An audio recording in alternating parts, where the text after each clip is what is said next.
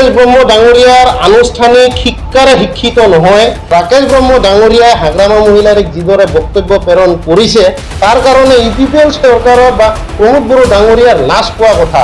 গতিকে এই ধৰণৰ মন্তব্য দিয়া বিটিআৰৰ ইএম এজনে এই বিটিআৰৰ ডেভেলপ কিবা কৰিব পাৰিব নেকি? যিজনৰ ব্যৱহাৰ দুখীয়া তেওঁলোকে বিটিআৰৰ উন্নতি কৰিব বুলি আপোনালোকে ভাবে নেকি? যে প্ৰমোদ বড়ো ডাঙৰীয়াই বোলে কথা দিছে যে বিটিচিত অজনজাতীয় লোকসকলে অধিকাংশ মাটি বেদখল কৰি আছে। আমি কথা দিলোঁ, প্ৰমোদ বড়ো ডাঙৰীয়াই কথা দিলোঁ, যদি আমি ইউপিপিএল চৰকাৰত আহোঁ আমি এওঁলোকক উচ্ছেদ কৰিম বুলি কথা দিছে। আজি আপোনালোকক মতাৰ প্ৰথম উদ্দেশ্যটো হ'ল কোকৰাঝাৰ জিলা কোচ ৰাজবংশী চেল BPF-ৰ আজি প্ৰথম এক্সিকিউটিভ আছিলে আৰু এই এক্সিকিউটিভত আমি চেণ্ট্ৰেল কমিটিয়ে অবজাৰ্ভাৰ হিচাপে আহিছোঁ। খুব ভাল পৰিৱেশ, আজি মিটিং সমাপ্ত হ'ল। তো গতিকে আপোনালোকক জনাব পাই সুখী হৈছোঁ যে অনাগত ইলেকশ্যনত আমি কোচ ৰাজবংশী জনগোষ্ঠীয়ে আমি BPF দলক পূৰ্ণ সমৰ্থন আগবঢ়াম আৰু আমি কোচ ৰাজবংশী চেল হিচাপে BPF দলৰ হৈ যিখিনি আমি কাম কৰিব লাগে এইখিনি আমি সক্ৰিয়ভাৱে কাম কৰিছোঁ। তাৰ কাৰণ এটাই, হাগ্ৰামা মহিলাৰী ডাঙৰীয়াই কোচ ৰাজবংশী জনগোষ্ঠীৰ কাৰণে বিগত দিনবোৰতো আমাক বহুত সহায় কৰিছে। আমাৰ কোচ ৰাজবংশী জনগোষ্ঠীক উন্নয়নমূলক বহুত দিশা পৰামৰ্শ আগবঢ়াইছে। শৈক্ষিক, অৰ্থনৈতিক আৰু ৰাজনৈতিকভাৱেও তেখেতে আমাক বহুত সহায় কৰিছে বিগত দিনবোৰত। গতিকে অনাগত দিনবোৰতো তেখেতে আমাক কৰিব বুলি আমি ভৰসাবাদী, তেখেতৰ ওপৰত আমি আশাবাদী। কাৰণ হাগ্ৰামা মহিলাৰী ডাঙৰীয়া এজন ৰাজনীতিবিদ যিজনে BTCত থকা বিভিন্ন জাতি জনগোষ্ঠীৰ লগতে কোচ ৰাজবংশী জনগোষ্ঠী সকলোকো বিভিন্ন দিশত উপকাৰ কৰি আহে। আৰু আমি ইতিমধ্যে আমাৰ কোচ ৰাজবংশী জনগোষ্ঠীৰ যিসকল মানুহ BTCত বসবাস কৰে তেওঁলোকক আমি এটাই অনুৰোধ জনাম যে আমাৰ যি বৰ্তমানৰ বিটিআৰৰ ইউপিপিএল চৰকাৰ, ইউপিপিএলৰ সভাপতি প্ৰমোদ বড়ো ডাঙৰীয়াই আমাৰ কোচ ৰাজবংশীসকলক আৰু চকুৰে চাই আজি আমাৰ কোচ ৰাজবংশী জনগোষ্ঠীক ৰাজনৈতিকভাৱে যিটো আমাক পংগু কৰিছে, সেই পংগু কৰা প্ৰথম ব্যক্তিগৰাকী হৈছে প্ৰমোদ বড়ো ডাঙৰীয়া। আপোনালোকক আমি স্পষ্টভাৱে আজি আমাৰ BTC-বাহী কোচ ৰাজবংশী ৰাইজক ক'ম যে যেতিয়াই কোচ ৰাজবংশীসকলৰ জনজাতিকৰণৰ কাৰণে এটা ভাল মেছেজ আহিছিলে, প্ৰমোদ বড়ো ডাঙৰীয়াই সদায় বিৰোধিতা কৰিছিলে। প্ৰমোদ বড়ো ডাঙৰীয়া এপচুৰ সভাপতি আছিলে, তেতিয়াও কোচ ৰাজবংশী জনগোষ্ঠীসকলৰ বিৰোধিতা কৰিছে। বৰ্তমান তেখেত বিটিআৰৰ চিফ, তেখেতে বৰ্তমানো আমাৰ কোচ ৰাজবংশী জনগোষ্ঠীৰ আক্ৰাসুৰ যি আন্দোলন, বহু দীৰ্ঘদিনীয়া আন্দোলন, সেই আন্দোলনক মহিমূৰ কৰাৰ কাৰণে প্ৰমোদ বড়ো ডাঙৰীয়াই কৈছিল যে কোচ ৰাজবংশীসকলে জনজাতিকৰণৰ আন্দোলন পৰিত্যাগ কৰক। গতিকে প্ৰমোদ বড়ো ডাঙৰীয়া আমাৰ চেণ্টিমেণ্টত, আমাৰ আৱেগক আঘাত হানিছে। সেইকাৰণে আমি কোচ ৰাজবংশীসকলে প্ৰমোদ বড়ো ডাঙৰীয়াৰ যি ইউপিপিএল চৰকাৰ আছে আমি চেলেঞ্জ দিছোঁ প্ৰমোদ বড়ো ডাঙৰীয়াক, আমি চেলেঞ্জ কৰিছোঁ প্ৰমোদ বড়ো ডাঙৰীয়া আজিৰ ডেটত কোচ ৰাজবংশী জনগোষ্ঠীক লৈ কোনো মন্তব্য আগবঢ়াব নোৱাৰে। তাৰ এটাই কাৰণ, তেখেতৰ সৎ সাহস নাই। প্ৰমোদ বড়ো ডাঙৰীয়াৰ অতিকৈ লাজ আৰু দুখৰ বিষয়, প্ৰমোদ বড়ো ডাঙৰীয়াৰ ইউপিপিএল চৰকাৰ, ইউপিপিএল দলৰ এজন ইএম হৈছে ৰাকেশ ব্ৰহ্ম ডাঙৰীয়া। গতিকে আমি চবেই জানো ৰাকেশ ব্ৰহ্ম ডাঙৰীয়াৰ আনুষ্ঠানিক শিক্ষাৰে শিক্ষিত নহয়।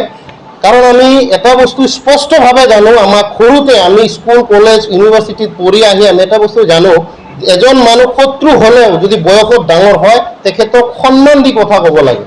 ৰাকেশ ব্ৰহ্ম ডাঙৰীয়াই হাগ্ৰামা মহিলাৰীক যিদৰে বক্তব্য প্ৰেৰণ কৰিছে তাৰ কাৰণে ইউপিপিএল চৰকাৰৰ বা প্ৰমোদ বড়ো ডাঙৰীয়াৰ লাজ পোৱা কথা।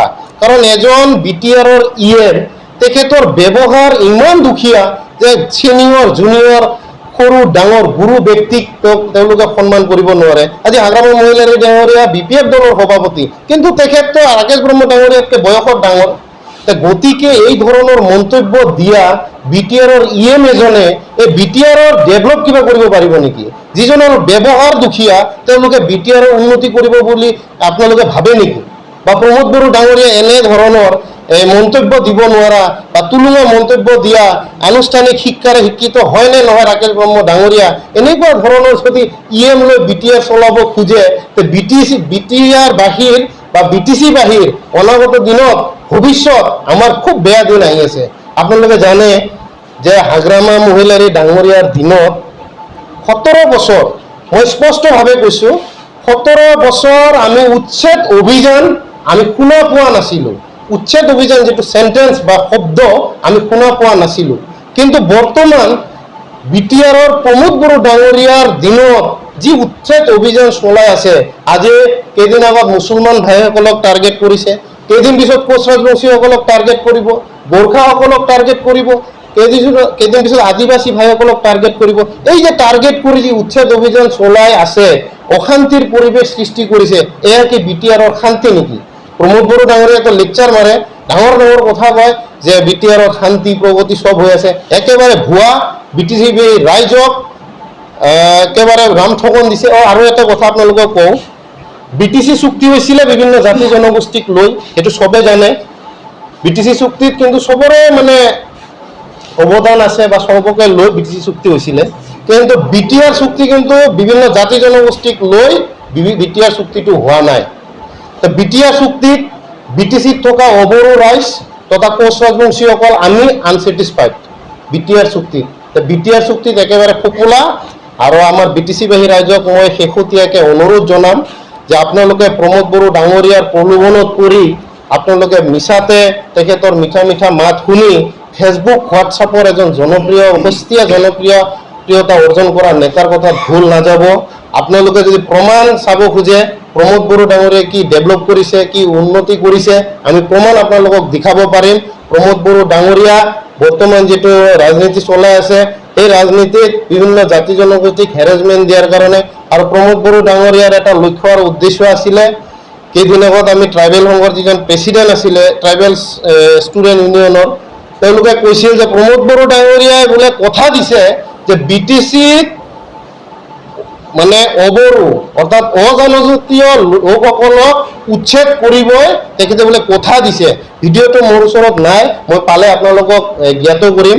আৰু বৰ্তমান যিটো উচ্ছেদ অভিযান চলি আছে, এয়া তেওঁলোকে অপপ্ৰচাৰ চলাই আছে যে হাগ্ৰামা মহিলাৰী ডাঙৰীয়াই কেছ কৰিছিল, এয়া ভুল। প্ৰমোদ বড়ো ডাঙৰীয়াই বৰ্তমান যিজন ডিপুটি চিফ গোবিন্দ বসুমতাৰী ডাঙৰীয়া আৰু এজন কি নাম আছিলে, তেওঁলোকে সম্পূৰ্ণ এই কেছ কৰিছে। আৰু অবড়ো ৰাইজক তেওঁলোকে BTC বাহিৰ পৰা BTC বাহী হিচাপে থাকিব নিদিয়ে। এইটো ট্ৰাইবেল সংঘৰ যিজন প্ৰেচিডেণ্ট ট্ৰাইবেল ষ্টুডেণ্টছ ইউনিয়নৰ, তেখেতে একদিনে স্পষ্টকৈ কৈছে যে প্ৰমোদ বড়ো ডাঙৰীয়াই বোলে কথা দিছে যে BTCত অজনজাতীয় লোকসকলে অধিকাংশ মাটি বেদখল কৰি আছে। আমি কথা দিলোঁ, প্ৰমোদ বড়ো ডাঙৰীয়াই কথা দিলোঁ, যদি আমি UPPL চৰকাৰত আহোঁ আমি এওঁলোকক উচ্ছেদ কৰিম বুলি কথা দিছে।